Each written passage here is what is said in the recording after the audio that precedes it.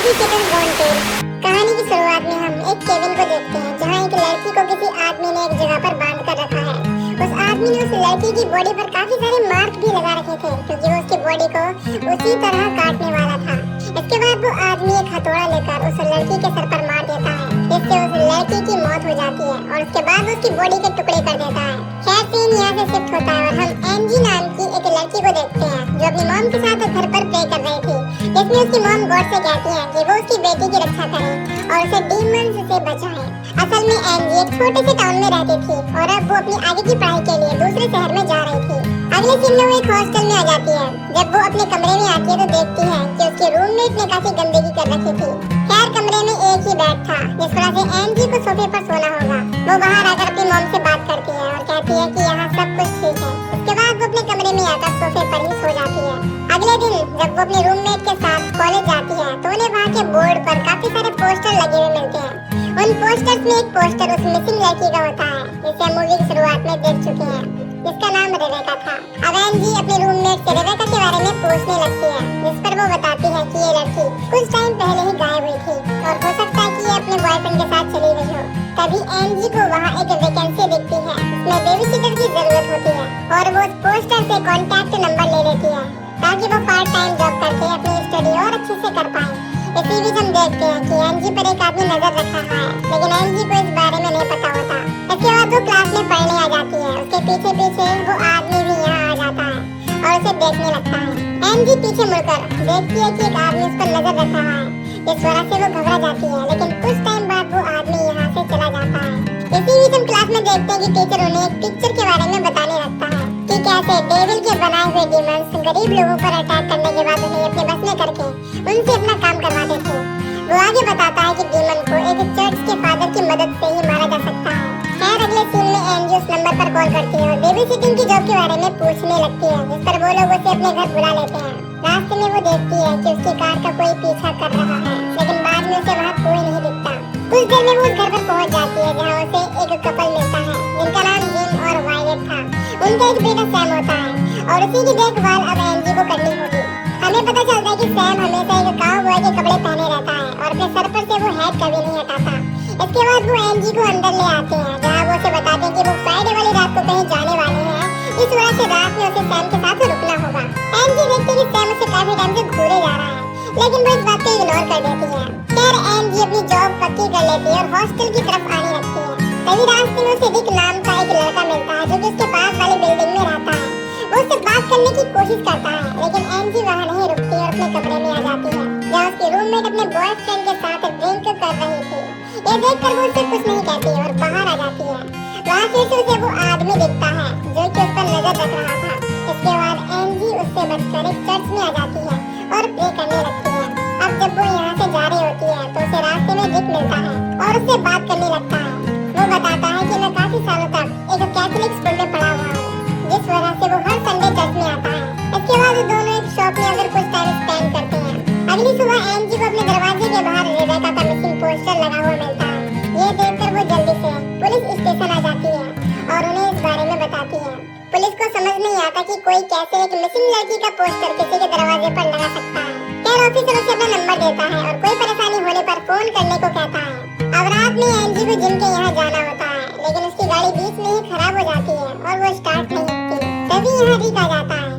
इसके बाद एंजी उससे लिफ्ट मांगने लगती है, जिस पर रिक उसे लेकर जिम के घर ड्रॉप कर देता है। जिम रिक को देखकर एंजी से उसके बारे में पूछने लगता है। इस पर वो बताती है कि वो केवल उसका एक अच्छा फ्रेंड है। आज फ्राइडे नाइट होती है, जिस वजह से जिम और वायलेट को बाहर जाना था। वो उसे सब बात समझा देते हैं कि जब सैम अपनी नींद से जागे और खाना मांगे तो उसे केवल उसकी डाइट का ही खाना देना, न कि कुछ और। इसके बाद दोनों घर से निकल जाते हैं। अब एंजी अपना टाइम स्पेंड करने के लिए बुक्स पढ़ने लगती है। तभी अचानक ऊपर के कमरों की लाइट चली जाती है। वो इसे इग्नोर करके अपने लिए कॉफी बनाने चली जाती है। इसके बाद वो रिक को कॉल करती है और कहती है कि वो सुबह में उसे लेने ना आए क्योंकि जिम खुद उसे हॉस्टल तक ड्रॉप कर देगा। अब रिक उसे बता देता है कि उसने उसकी कार को ठीक कर दिया है। अब एंजी जैसे ही कॉल काटकर फोन को रखती है तभी तुरंत किसी की कॉल आ जाती है। एंजी फोन उठाती है, लेकिन उसे उधर से किसी की आवाज नहीं आती। इसके बाद वो फोन रख देती है, लेकिन तभी फिर से उसे कॉल आता है और इस बार भी कोई नहीं बोलता।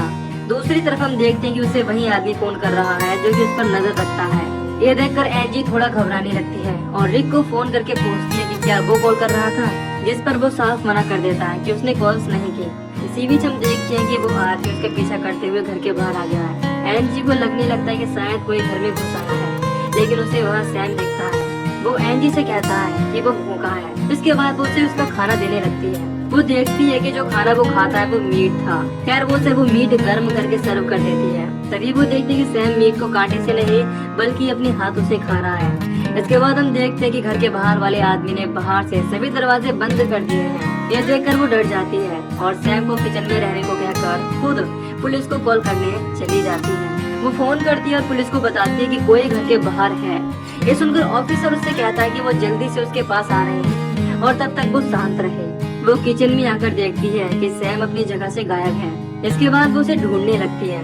वो घर में हर जगह उसे चेक करती है लेकिन वो उसे नहीं मिलता। यह देखकर वो काफी परेशान होकर कहती है कि सैम छिपना बंद करो और अपने कमरे में जाकर सो जाओ, लेकिन तब भी सैम उसके सामने नहीं आता। इन सबसे परेशान होकर एंजी रिक को कॉल करती है और तुरंत अपने पास आने को कहती है। वो दोनों बात कर ही रहे होते हैं कि तभी रिक के पीछे एक गाड़ी वाला उसे परेशान करने लगता है। इधर एंजी देखती है कि वो आदमी घर के अंदर घुस आया है, इस वजह से वो उससे छिप जाती है। वो आदमी ऊपर जाकर चेक करने लगता है और एंजी जल्दी से उस आदमी को मारने के लिए वेपन ढूंढने लगती है। इसी बीच हम उस आदमी का चेहरा देखते हैं। इस पर काफी कट लगे हुए थे और उसके हाथ में एक एंटीक चाकू भी है।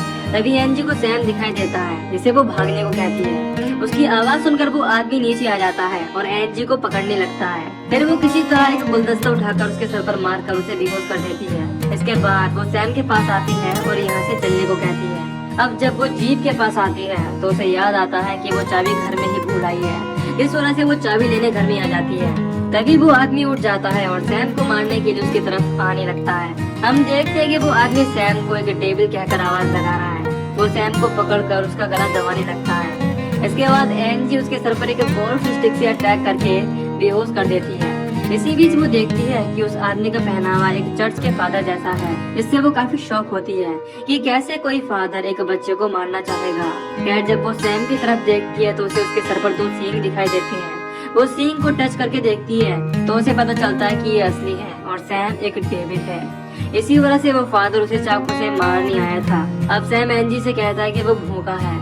ये देखकर एंजी बुरी तरह डर जाती है और यहाँ से भागने लगती है। तभी यहाँ जिम और वायलेट पहुँच जाते हैं। जिम फादर को देखकर कहता है कि उसे तो उसने रोमानिया में ही मार दिया था, तो फिर ये जिंदा कैसे हो गया। इसी बीच फादर उठने की कोशिश करता है लेकिन जिम चाकू लेकर उसका गला ही काट देता है ताकि वो फिर से जिंदा ना हो पाए। इसके बाद वो एंजी के पास आता है और कहता है कि अब वो यहाँ से नहीं जा सकती।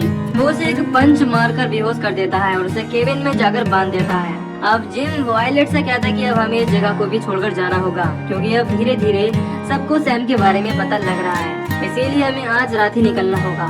वायलेट उससे कहती है कि वो सैम के लिए खाना पैक कर ले, जिस पर वो कहता है कि इस बात की चिंता ना करो, क्योंकि वो शहर से एक लड़की को किडनैप करके लाए हैं।